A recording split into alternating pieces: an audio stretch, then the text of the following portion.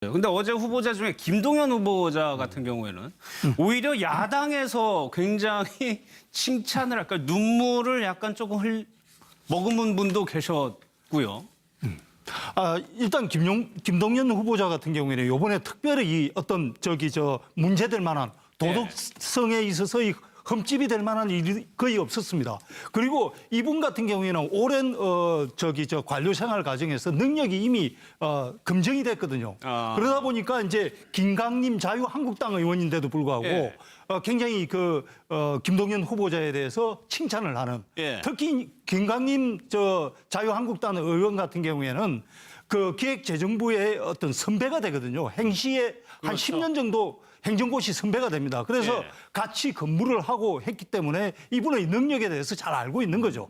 그래서 그리고 또 김동연 후보자 같은 경우에는 청계천 판자전에서 출생인 어떤 흑수저의 대표로 이렇게 이제 알려져 있고 그래서 그런 어려운 과정을 거쳐서 입지전적인 어떤 그걸 쌓은 사람이기 때문에 그 과정을 누구보다도 김광림 의원이 야당 의원이지만 잘 알고 있고 그래서 선배로서 어떤 그런 부분을 얘기를 하면서 눈물을 글썽이기도 한 그런 장면이 보였습니다. 김광림 의원 자체가 굉장히 합리적인 인물입니다. 아, 그렇습니까?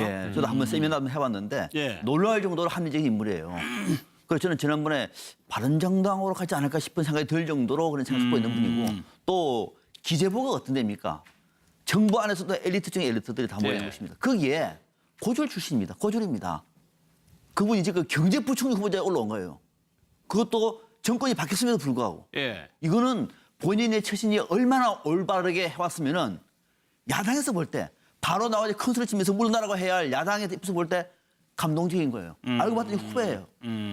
그래서 저 자리에 야당이지만은 감정이 푹 받쳐 울먹이면서 돈도 학벌도 인맥도 없는 우리 김 후보자가 제발 좀 성공한 경쟁 되라 득담하고 있는 모습 저는 저 자신만 보더라도 감동적입니다. 김남국 변호사까지만. 네, 아마 이제 김동연 후보자에 대한 어떤 인사청문회에서 쟁점이 됐던 거는 뭐 도덕성이나 지금까지 살아왔던 이력이나 이런 것들도 중요하지만 아마 그보다 더 의원들이나 국민들이 관심을 가지고 지켜봤던 건 이것일 겁니다. 아마도 김동연 후보자 같은 경우에 이명박 정부, 박근혜 정부에서 굉장히 승진하고 이명박 박근혜 정부에서 이제 경제 정책을 폈던 분이기 때문에 과연 문재인 정부와의 어떤 경제 정책에서의 어떤 정책적인 측면이라든가 아니면 본인이 가지고 있는 어떤 경제를 바라보는 어떤 거시적인 어떤 철학이 일치하느냐 이 부분일 텐데 아마도 만약에 이 김동연 후보자가 이명박 박근혜 정부에서 정말 승진만을 일삼고 본인의 어떤 철학과 소신 없이 경제 정책을 펼쳤다라고 한다라면 자유한국당 의원이라든지 아니면은 더불어민주당 의원들이 이 부분에 대해서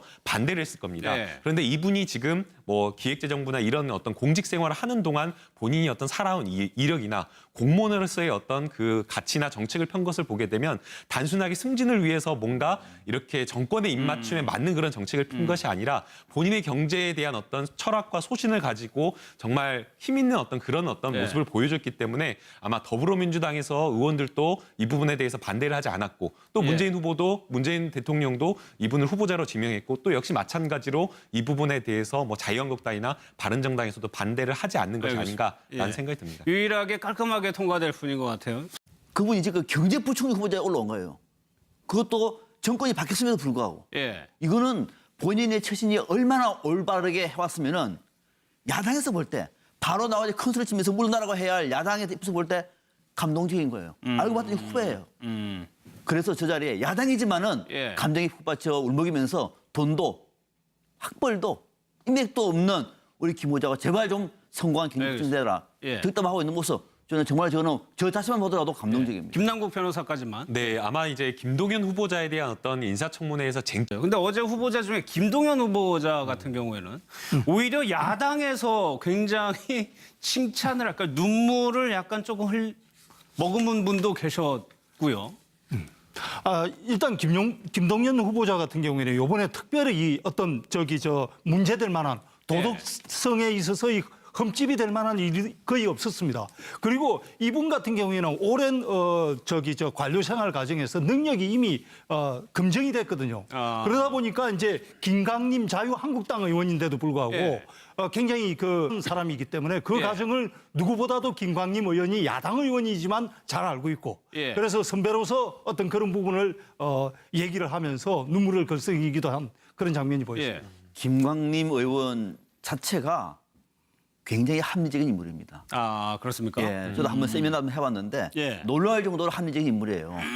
그래서 저는 지난번에 바른정당으로 가지 않을까 싶은 생각이 들 정도로 그런 생각을 갖고 있는 분이고 또 기재부가 어떤 데입니까? 정부 안에서도 엘리트 중에 엘리트들이 다 모여 있는 예. 것입니다. 거기에 고졸 출신입니다. 고졸입니다.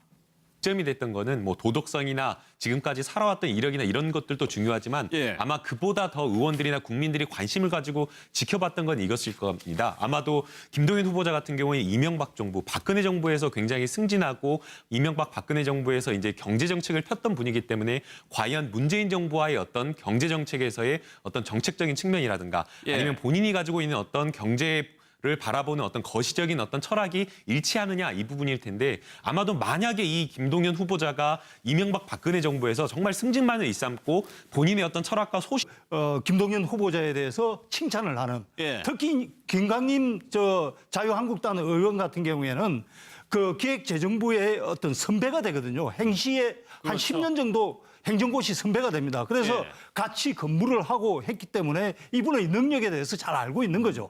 그래서 그리고 또 김동연 후보자 같은 경우에는 청계천 판자전에서 출생인 성공 스토리가 어떤 뭐 있죠. 흑수저의 대표로 예. 이렇게 이제 알려져 있고 그래서 그런 어려운 과정을 거쳐서 입지전적인 어떤 그걸 쌓